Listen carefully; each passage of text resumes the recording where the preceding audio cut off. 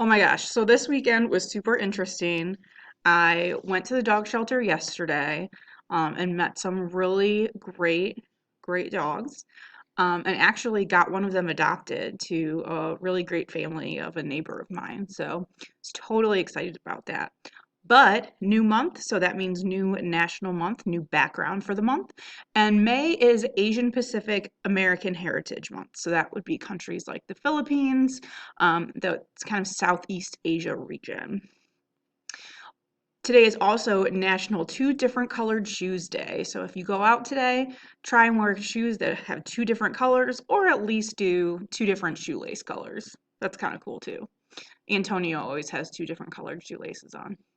Anyways, so our aim today is that students will be able to summarize humanism. So we had our intro to Renaissance ideas on Friday, and today we're going to deep dive, and tomorrow deep dive into particular ones. So today's humanism, and tomorrow is individualism and secularism.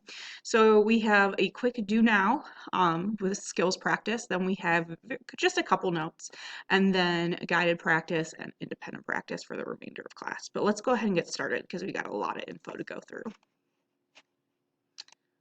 All right, so you have your do now. You have a political cartoon and which type of political system is being depicted in this 1943 cartoon. Direct democracy, monarchy, theocratic republic, or totalitarian, okay? Um, so you can go ahead and pause the video and then we can go ahead and go over the answer and the rationale for the answer. All right, so our answer is number 4. Obviously, a direct democracy. Well, let's backtrack. Evidence of this. We see Nazi flags in the background. We see a Nazi soldier. We see an inappropriate and racist depiction of a Jewish person being carried. We also have this right here where it says the quote, "It doesn't matter that you said nothing. I saw you think something," which means it just they're controlling. So obviously that is not a direct democracy. This is obviously not depicting a government where it's ruled by the people. It has nothing to do with like royalty or a monarchy. A theocratic republic, if you remember theocracy, the key word here is a government run by religion. And that is not what's being depicted here. Actually, the opposite. And then totalitarian, if you weren't really sure what that term meant, you could do two things. You could do process of elimination, or if you look in totalitarian, there's the word total, right? So that means like total power. And that's what's being depicted in this photo. Okay. And if you were even more stuck, you could deep dive into the question where it says 1943, and we know 1943 was the time of World War II, where totalitarian government was really rampant with the Axis powers. All right, so the main idea and goal of this whole week, so this is not just today, we're going to think about how this illustration shows changes in European life at the end of the Middle Ages that led to the flowering of the Renaissance.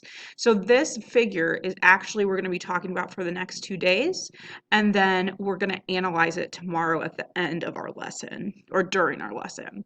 But this is something to keep in mind. It's thinking about the roots and how everything's kind of growing. So what does this mean for the flowering of the Renaissance?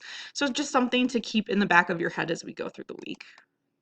So your 2 words today are humanism, which is a Renaissance cultural movement which went away from medieval scholasticism, which is your next word. So if you weren't sure what that meant, which means the educational curriculum of medieval times, and then the revived interest in ancient Greek and Roman thought. So you can go ahead and pause that and get that in your notes. Those are just the 2 words that we're going to talk about, or 2 words you need to know to understand today's lesson a little bit more. Go ahead and pause. All right, so here in your slides, you see where I have bright purple words, you have text boxes. These are just really quick notes that just are really quick key ideas of humanism. So basically the curriculum was based on liberal studies. So we're talking about a shift from religious thought into a shift of grammar and poetry and rhetoric, which is the art of speaking, and history and politics, moral philosophy. And it's a belief that the study of the classics is a path, sorry, virtuous and balanced lifestyle and personality. And the importance with humanism is in human, not divine matters. So this can get really tricky. It can get confusing with individualism, which we'll talk about tomorrow. But the main difference is that the thought is to get back to ancient texts and how to the way of thinking of the Greeks and Romans. You don't have anything for this, but again, just traditional gathered or information was gathered from the source. This was not traditional at the time. If you think about our lessons from medieval times, what was the source of information for almost everything? The church, right? Okay, so this was not typical. And then most of these humanists devoted majority of their life to the discovery and practice of the classics. And again, we see that anti-scholasticism, which was the educational curriculum of medieval times, which centered around what? The church and religion. So this is just for you. I'm not going to go through all of these, but these are all jobs relating to the humanities. So these are all jobs that if you're interested in them, they have to do with the humanities, which is what the humanists were starting. Now, oddly enough, you might go down and say, minister, that's religion. Well, yeah, but it's rhetoric, right? A minister goes up in front of his or her congregation and speaks. And so they have to be good speakers or else it's not going to work. Or they're not going to draw people into what they're saying. But these are just some ideas you see, like lawyer and stuff. And just really quick, I'd like you to, because I'm interested, if any of these jobs interest you, why or why not? Go ahead and pause and answer that. All right, first things first, religion.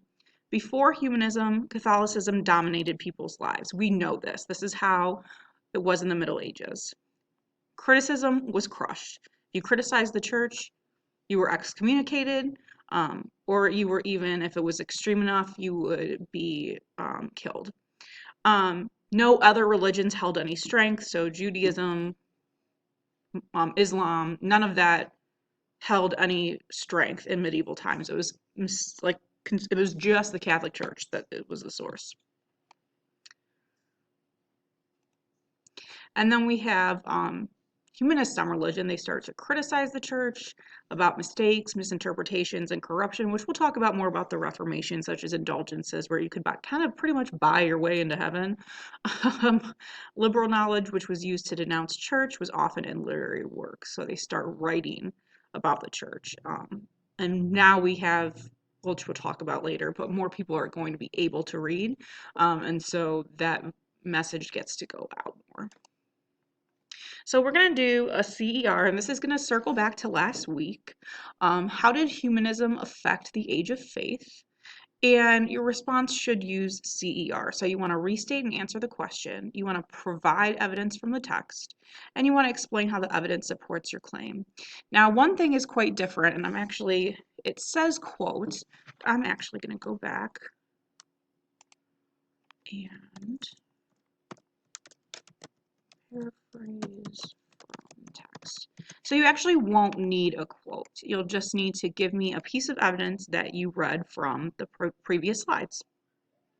If you are not sure what the age of faith is, all you need to do is simply go back to Google Classroom,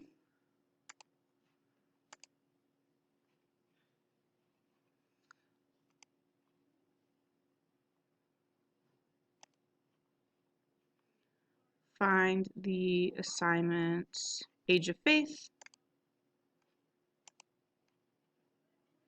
and you can either look at your slides or you can even go to my teacher slides to remind yourself of what that age of faith is.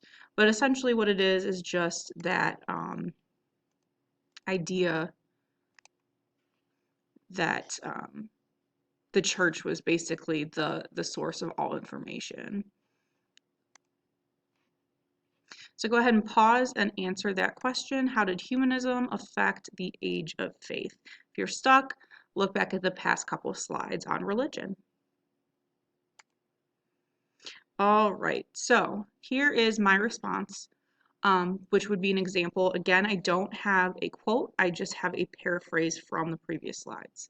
Humanism affected the age of faith by lessening the amount of influence the Catholic Church had on people's daily lives. That's my restatement answer. Humanists criticized the church and brought to light some of the questionable acts of the church. That's my evidence. This then caused more people to question, and criticize the church. That's my reasoning. Now, how did I find that? I went back to before humanism and then humanists on religion, and we can see between these two slides that we can tell there's a shift in thinking. All right, so you have independent practice, and this is more normal of what our lessons consist of. So you're going to be reading a little bit more in detail about humanism, which is super interesting, and you're just going to be answering some questions. And then you're all done. And then tomorrow we're going to talk about individualism and secularism. So have a wonderful day, and I will see you all tomorrow.